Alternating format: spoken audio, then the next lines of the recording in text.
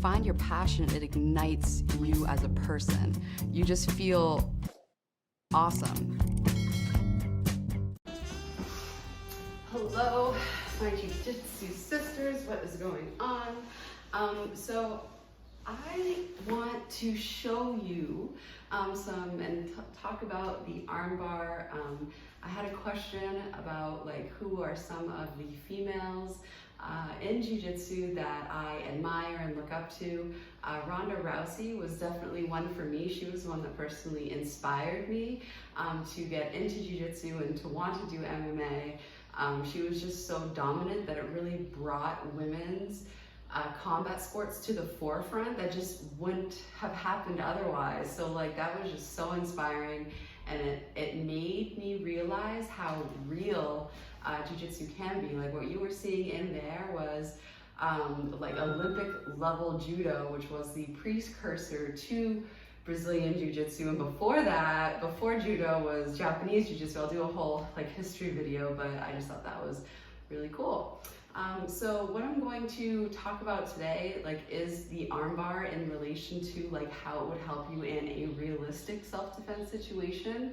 And then after that, Gary and I are going to film something for my Patreon that I just started. We're going to have this is going to be the first video, and I'm going to help you get this to work in like real-time rolling by telling you like if you're learning from like the smallest person on the mat, and if the smallest person on the mat is getting it, then like that person knows what she's doing, you know what I'm saying? So sometimes if you're learning, if a bigger person, let's say, is teaching you something, sometimes if they can muscle through something, it'll hide like the truest form of the technique.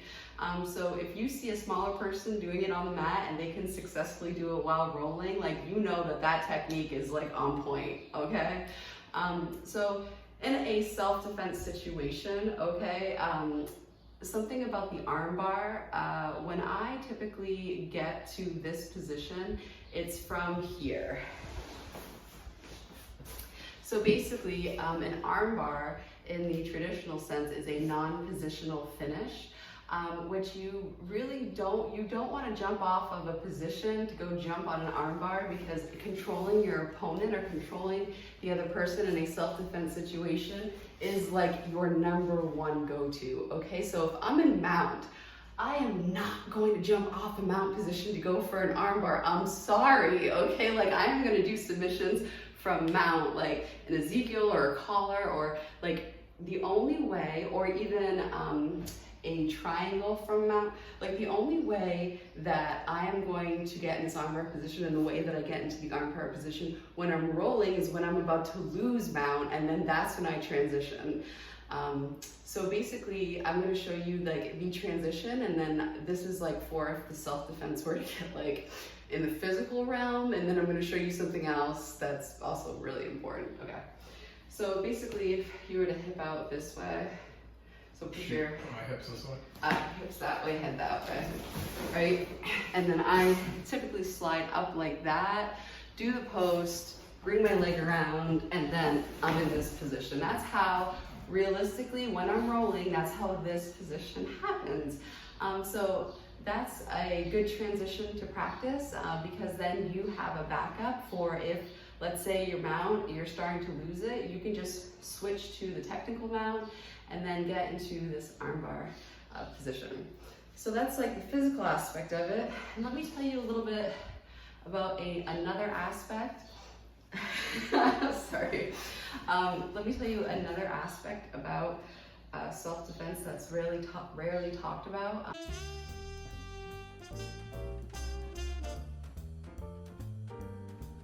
So in the beginning, like we had one situation. We would just hang out with a group of our friends, but we ended up getting each other's phone number, and one night he texted me and asked me if I wanted to come over his house.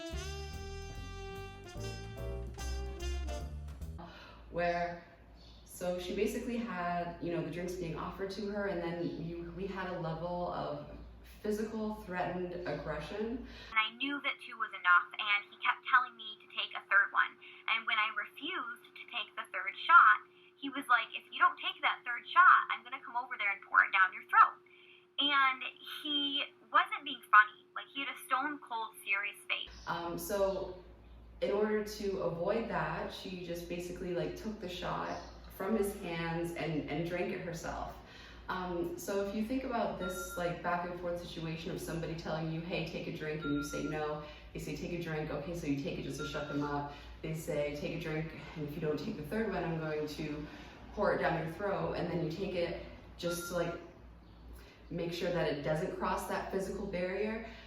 For me, when I first started jiu-jitsu, it was when the confrontation got past physical, that was the point that I was afraid of, and I find that controlled my actions and responses. Now, after I started rolling and I started jiu-jitsu, that fear of it transgressing over to the physical, that was gone after I got over my fear of rolling and started to roll, because I was in the physical realm. You know what I'm saying? Like, if things got physical, I was comfortable with that. So when you're comfortable with rolling, then you are comfortable, you have like a backup. Like, if you've tried this before on the mat and you've been trying to get this armbar live, like, you have a physical altercation confidence that helps you in those situations, because instead of just grabbing the drink, your response could be, if you try to grab my head and force that drink down my throat, I'm gonna break your fucking arm. You know what I'm saying? Like, if you have never trained jiu-jitsu, like, that thought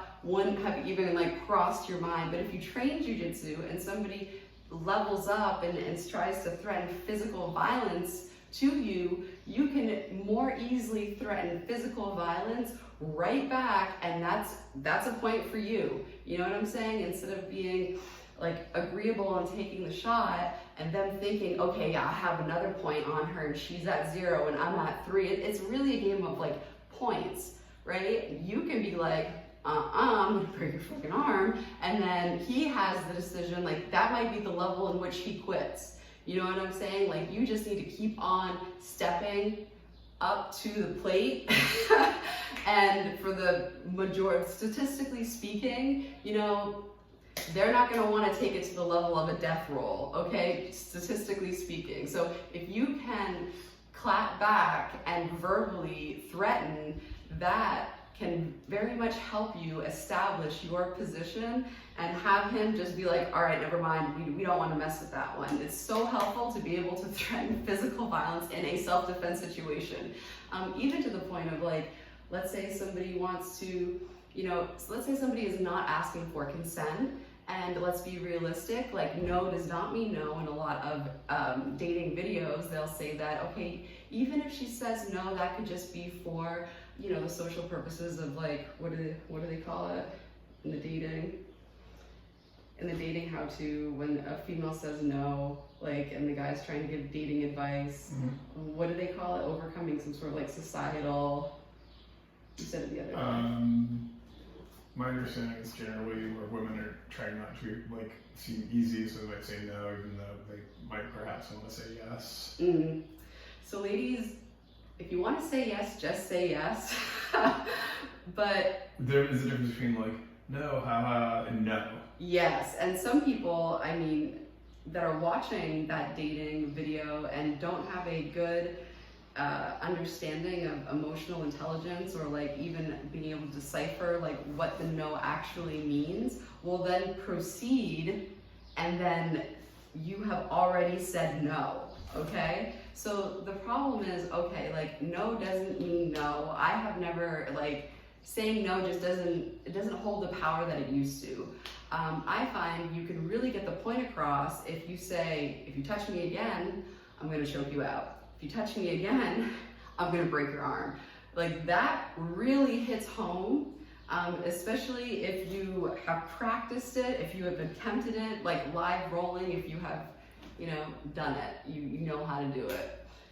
So now, so thank you so much for watching. That was like a little intro into like what we're gonna get into now, which is how I figured out how to get this shit to work live, and then we're also going to do some training where Gary's going to incrementally increase his resistance so we can pressure test it. And I'm going to show you what I did as a white belt that's wrong and what I do now that like makes it work. And then that way, this will also show you a type of training where you can add incremental resistance.